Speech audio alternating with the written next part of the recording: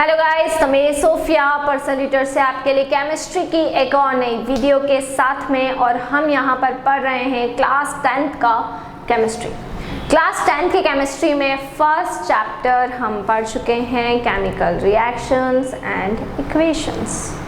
अब हम पढ़ने वाले हैं हमारा चैप्टर नंबर 2, जिसको हम कहते हैं acids, base and salt. So acid, base and salt में मैंने आपको 2 टॉपिक करवा दिए हैं। पहला वाला जो हमारा टॉपिक था वो टॉपिक क्या था? फर्स्ट कल जो मैंने आपको पढ़ाया था इंडिकेटर्स। अब मैंने एसिड आपको स्टार्ट किया है, और एसिड्स के बारे में, एसिड के टाइप्स के बारे में हम ऑलरेडी लास्ट वीडियो में डिस्कस कर चुके हैं। अब यहाँ पर मैं आपको एसिड्स के कुछ केमिकल प्रॉपर्टीज करवाने वाली हूँ। बहुत ही इंपॉर्टेंट केमिकल प्रॉपर्टीज है। सो एसिड्स की केमिकल प्रॉपर्टीज हम यहाँ पर प्रोसीड कर रहे हैं। सो टॉपिक डाल लेती हूँ मैं अपना, chemical properties of acids. Acids की केमिकल प्रॉपर्टीज, ठीक है। तो सबसे पहली केमिकल प्रॉपर्टी है क्या? सो सबसे पहली केमिकल प्रॉपर्टी है, फर्स्ट केमिकल प्रॉपर्टी है रिएक्शन विथ मेटल्स। किसके साथ में रिएक्शन करवानी है? मेटल्स के साथ में रिएक्शन करवानी है। सो रिएक्शंस विथ मेटल्स, हम मेटल्स के साथ में रिएक्शन करवाएंगे। सो हम यहाँ पर लिखेंगे when acid reacts with metal, then it form salt। जब भी हम किसी एसिड की रिएक्शन किसके साथ में करवाते हैं? जब भी हम किसी एसिड की रिएक्शन मेटल के साथ में करवाते हैं तो हमारा क्या बनता है? सॉल्ट बनता है। सो जब भी एसिड को लिया, उसकी रिएक्शन किसके साथ में करवाई? मेटल के साथ में करवाई। सो क्या बन गया है? सॉल्ट बन गया है। ठीक है, क्लियर। और साथ में हाइड्रोजन गैस लिबरेट होती है, हाइड्रोजन गैस बाहर निकलती है। तो देखिए यहाँ पर मैं आपको बता देती हूँ, हमने एसिड लिया, रिएक्शन करवाई किसके साथ में? मेटल के साथ में रिएक्शन करवाई। सो क्या बना? यहाँ पर बन गया है आपका सॉल्ट। क्या बन गया है यहाँ पर? यहाँ पर बन गया है सॉल्ट प्लस हाइड्रोजन गैस। ठीक है, तो ये बात बहुत अच्छे से ध्यान में रखना है कि जब भी एसिड मेटल के साथ में रिएक्शन करेगा, सो जब भी किसी एसिड की रिएक्शन मेटल के साथ में होगी, सो क्या बनेगा? सॉल्ट बनेगा। और साथ में क्या रिलीज होगी? हाइड्रोजन गैस बाहर निकल जाएगी।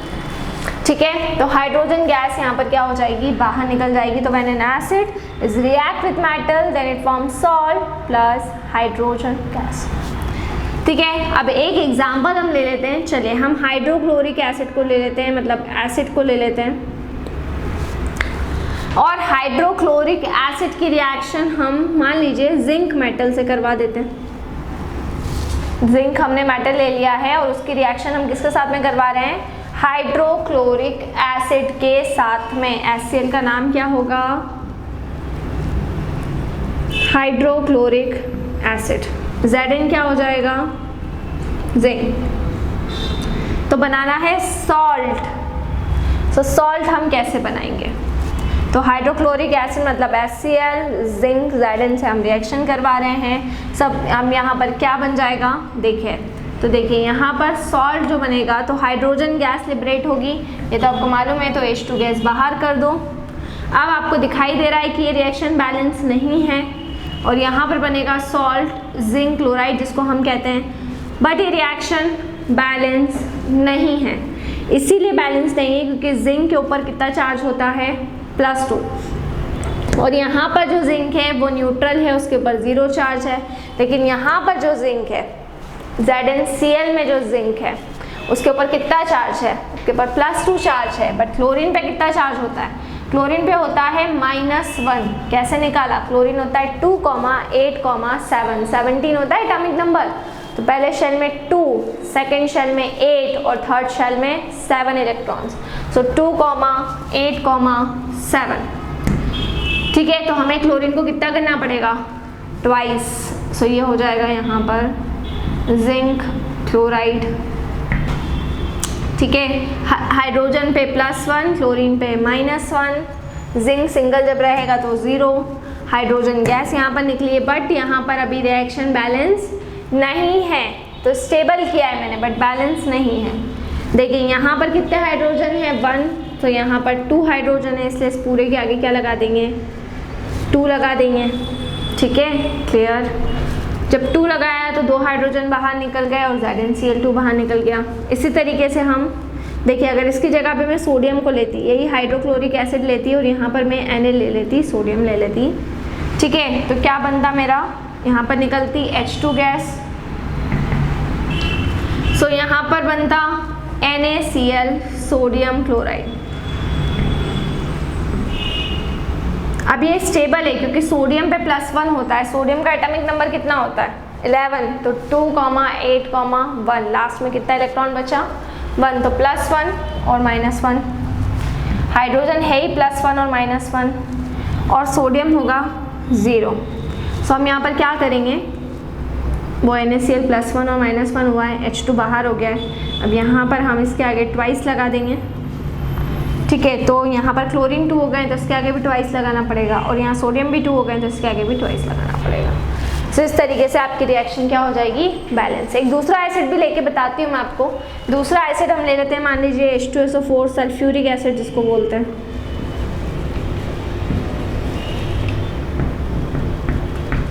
चलिए मेटल भी चेंज कर देते हैं, कैल्शियम ले लेते हैं।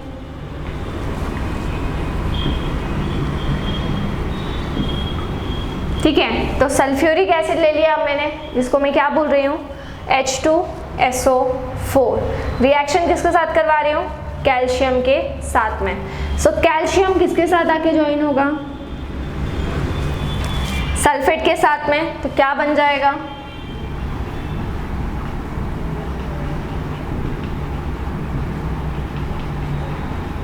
सो ये बन गया है कैल्शियम सल्फेट CaSO4, और प्लस होके क्या बाहर हो गया है, प्लस होके बाहर हो गया है H2।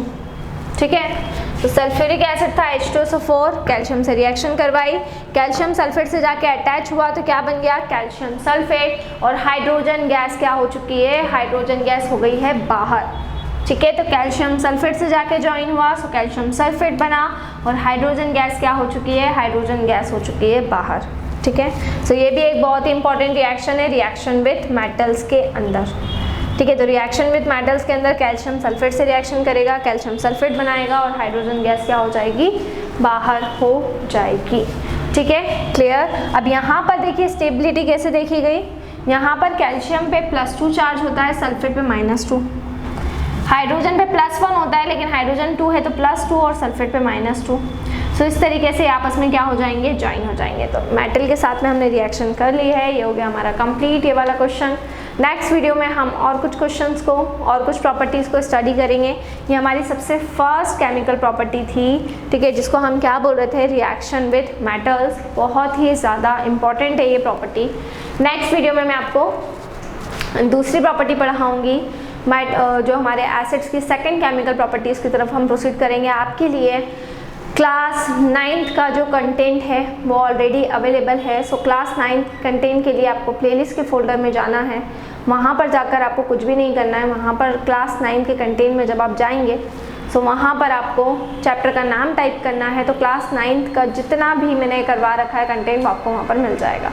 क्लास 10th का फर्स्ट चैप्टर हो चुका है, केमिकल रिएक्शन एंड इक्वेशन, वो भी आपको प्लेलिस्ट में अवेलेबल है। सो वो भी आप वहाँ से पढ़ सकते हैं। सेकंड चैप्टर हमारा चल रहा है। 11th 12th का कंटेंट आपके पास में ऑलरेडी अवेलेबल है। सो जो भी बच्चे पढ़ाई कर रहे हैं, अगर कोई टॉपिक ऐसा है जो मैंने छोड़ दिया है तो वो आप मुझे टाइप करें। सो वो टॉपिक मैं आपको प्रोसीड कराऊंगी। और इसी तरह से घर पर रहें, सुरक्षित रहें, बाहर ना निकलें, बहुत ज़रूरी हो तो ही बाहर निकलें। Stay home, stay safe, study hard. और अगर आप हमसे ऑनलाइन होम क्लासेस की फैसिलिटी लेना चाह रहे हैं तो हम आपको ये फैसिलिटी भी प्रोवाइड कर रहे हैं। हमसे ऑनलाइन होम क्लासेस पढ़ने के लिए डिस्क्रिप्शन में जाकर सारे डिटेल्स ले लें और हमसे कांटेक्ट करें। घर पर रहें, सुरक्षित रहें, stay home, stay safe. Thank you so much.